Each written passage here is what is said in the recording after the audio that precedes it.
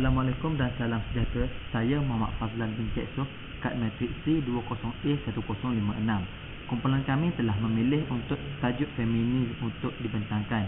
Feminisme ini adalah gerakan politik dan salah satu falsafah yang sebahagian besarnya dibawa atau didorong mengenai pembebasan golongan perempuan. Selain itu, kepercayaan kesamaan dari segi sosial, politik dan ekonomi antara dua jantina iaitu lelaki dan perempuan. Satu lagi adalah satu pergerakan yang dikendalikan terhadap kepercayaan kedua-dua belah pihak iaitu lelaki dan perempuan.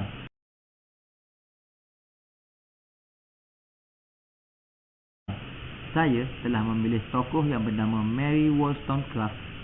Mary Wollstonecraft merupakan tokoh feminisme liberal kesetaraan Melayu bagi perempuan. Mary Wollstonecraft ini ialah salah seorang tokoh yang mempertahankan hak perempuan. Selain itu, Mary Wollstonecraft juga telah menafikan terhadap kenyataan bahawa perempuan tidak dibenarkan bekerja di luar rumah. Perkara tersebut dapat dilihat melalui bukunya yang berjudul A Vindication of the Rights of Women. Antara karya yang telah beliau hasilkan ialah karya Burung di Dalam Sangkar. Ini menjelaskan bahawa perempuan bukan seperti burung yang perlu dikurung dan hanya menunggu suami datang untuk memberi wang dan makanan. Karya seterusnya ialah karya yang menunjukkan perempuan diikat kedua belah kaki dan tangannya untuk menunjukkan bahawa penindasan terhadap kaum perempuan. Namun, Mary Wollstonecraft telah membahas perkara tersebut dan menyelamatkan maruah kaum perempuan dari terus ditindas. Karya yang menunjukkan kesamarataan taraf di antara kaum lelaki dan kaum perempuan setelah dibahas oleh Mary Wollstonecraft. Pada pendapat saya, beliau tidak ingin kaum wanita menjadi lemah untuk melakukan hal dengan sendiri. Selain itu, beliau telah menyebabkan ramai perempuan yang berjaya untuk menjalankan tugas. Seterusnya, ramai kaum lelaki juga berjaya atas dasar bantuan daripada kaum perempuan. Assalamualaikum, nama saya Nur Syazwani binti Ahmad Badui bernombor matrik C20A1287. Saya memilih teori feminisme kerana teori ini terdapat banyak tokoh yang mempertahankan hak wanita. Saya memilih tokoh Simone de Beauvoir kerana beliau merupakan antara salah seorang pemikir feminis yang paling berpengaruh di abad ke-20 dan juga merupakan pengarang novel, esei dan drama dalam bidang politik dan hal ehwal sosial. Beliau menginspirasikan generasi wanita pada zamannya untuk memperoleh keserataan dan kebebasan dari kaum lelaki. The Second Sex. Ini merupakan karya beliau yang mengisahkan tentang rayuan untuk kesaksamaan dalam masyarakat yang tidak lagi bergantung pada dominasi otak lelaki. Buku ini berpendapat bahawa wanita tidak lebih rendah daripada lelaki, sebaliknya hanya berbeza.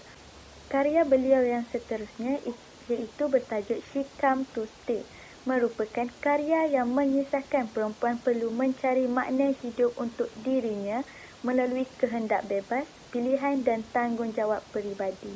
Untuk karya beliau yang seterusnya bertajuk The Woman Destroyed merupakan karya yang mengisahkan tentang evolusi perjalanan emosi wanita lain selepas menyedari bahawa anak perempuannya telah pandai hidup berdikari dan suaminya sedang menjalin hubungan sulit. Pada pendapat saya, Simone de Beauvoir bertindak untuk memperoleh keserataan dan kebebasan dari kaum lelaki kerana beliau tahu bahawa masyarakat mengabadikan mitos bahawa wanita perlu tunduk kepada lelaki.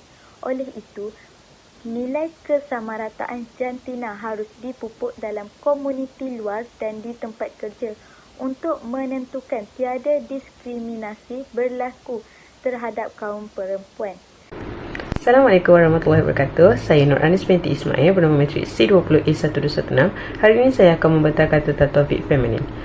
Banyak tokoh feminin yang menjadi sasaran, namun salah satu individu yang paling penting dalam sejarah pergerakan feminin di seluruh dunia yang menjadi pilihan saya iaitu Evelyn Reed. Evelyn Reed ialah seorang komunis Amerika dan aktivis hak wanita. Evelyn Reed ialah tokoh yang memperjuangkan kesamarataan yang dipengaruhi oleh idea Karl Marx dan Friedrich Engels. Evelyn Reed sebelum ini mendakwa bahawa kapitalisme adalah musuh terbesar wanita. beliau mengatakan golongan wanita hanya diperlukan dalam satu arah sahaja. Sebagai contohnya, lelaki mengambil alih kebanyakan aktiviti pengeluaran sosial dan dengan kebangkitan institusi keluarga, dan wanita hanya berkhidmat kepada suami dan keluarga sahaja.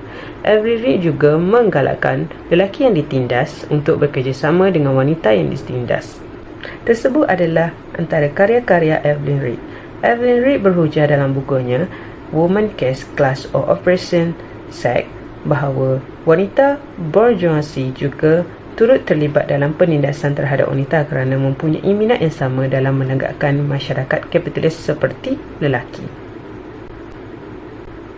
Akhir sekali, pada pandangan saya, Evelyn Reed menegakkan keadilan untuk golongan wanita supaya tidak ditindas sesuka hati, dan hak bagi wanita atau perempuan adalah sama dengan golongan lelaki. Wanita dan perempuan juga hendaklah kuat dan tidak seharusnya lemah dalam melakukan halnya sendiri. Kesimpulannya, Evelyn Reed membuat keputusan yang sangat bijak setakat ini, dan ianya berkesan. Keberkesanan beliau dalam berhujah topik hari ini terselah apabila wanita berkejaya lebih ramai dari lelaki. Itu sahaja dari saya. Sekian, terima kasih. Assalamualaikum warahmatullahi wabarakatuh. Nama saya Muhammad Ahmad Aiman Bermazlan, bernombor matrik C20A1091. Saya akan menerangkan tentang tokoh feminisme yang telah saya kaji, iaitu Dorothy Denniston. Beliau merupakan antara salah satu pahlawan kesaksamaan wanita.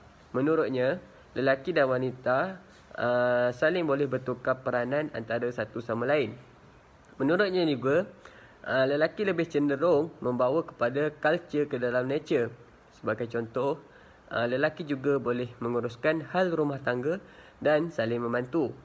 Manakala, wanita pula lebih cenderung kepada pembawaan nature ke dalam culture. Sebagai contoh, wanita layak bekerja di luar rumah untuk bersama dengan masyarakat luar. Antara hasil karya beliau yang telah diterbitkan iaitu The Mermaid and the Minotaur. Buku ini menarik dan berharga dan ianya dimiliki di seluruh dunia. Ianya diterbitkan oleh penulis yang mempunyai pemikiran feminis yang terkenal, iaitu Dorothy Denniston sendiri. Beliau menulis dengan kata-kata yang indah dan hujahan-hujahan yang hebat.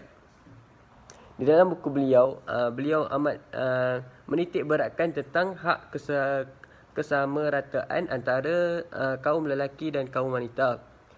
Pada pendapat saya, beliau bertindak begitu kerana beliau menganggap bahawa kaum wanita boleh membantu kaum lelaki untuk memimpin keluarga. Sebagai contoh, kaum wanita juga boleh keluar dari rumah untuk bekerja dan mencari pendapatan harian. Malahan, wanita juga boleh bersosial seperti kaum lelaki. Hai, Assalamualaikum. Saya Aziani Nadiha binti Yusri, pemegang kad matrik C20A0945. Tokoh feminis yang saya pilih iaitu Yoko Ono. Dalam gerakan feminis ini, beliau mempertahankan tentang isu hak perjagaan kanak-kanak dan juga kebebasan wanita serta ketidakadilan pemerintahan patriarki yang gagal mengawal kesaksamaan masyarakat di dunia. Ini merupakan karya beliau iaitu Cut Pieces. Melalui karya ini, beliau mahu membuka mata kepada dunia kedudukan dan kuasa wanita yang dianggap rendah berbanding lelaki. Untuk karya keduanya pula, iaitu Woman is Niger of the World, lagu ini merupakan salah satu hak bagi feminis tentang bagaimana seorang wanita yang dilayang oleh masyarakat di luar sana. Seterusnya, iaitu karya Sister Oh Sister. Lagu ini juga bertujuan untuk menghormati saudara perempuannya yang masih tertindas, termasuklah dirinya yang masih merasai terasing apabila duduk di negara barat dan juga negaranya sendiri. Kemudian, pendapat saya mengenai tugasan ini iaitu Yoko Ono yang bertindak begitu kerana beliau percaya penindasan terhadap wanita ini semakin melampau dan tidak mendapat keadilan yang sepatutnya. Oleh itu, dunia ini perlu difeminikan. Tetapi, untuk melakukannya, wanita haruslah bersatu hati untuk memperjuangkannya. Kesimpulannya, feminisme telah berjaya mengubah keadaan di mana kaum perempuan sudah dibenarkan untuk bekerja. Selain itu, feminisme ini juga telah memberi hak kesamarataan di antara kaum perempuan dan kaum lelaki. Akhir sekali, feminisme ini mampu menghapus penindasan terhadap kaum perempuan dan juga kanak-kanak. Sekian, terima kasih.